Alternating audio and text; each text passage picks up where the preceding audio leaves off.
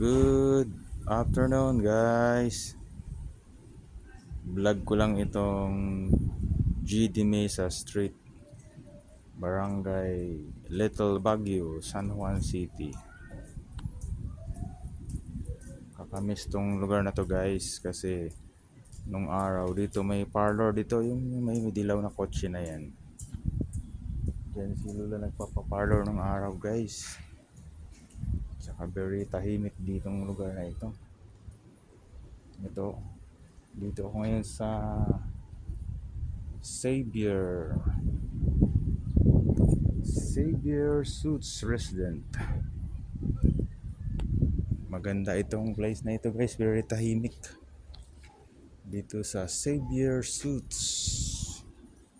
Ayan guys, oh, Xavier Suits to eh. Ito yung GD Mesa Street, Barangay Little Baguio, San Juan City.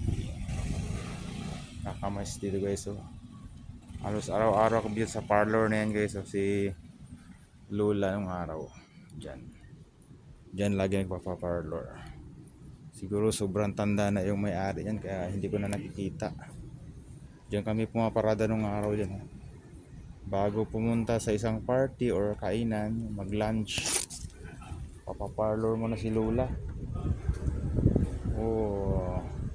Alright guys, thank you for watching.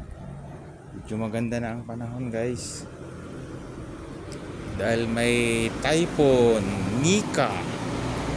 Super typhoon daw ito guys, si Nika.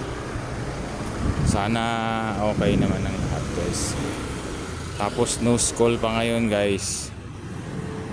Declared no school, walang pasok. Alright guys, thank you for watching, bye.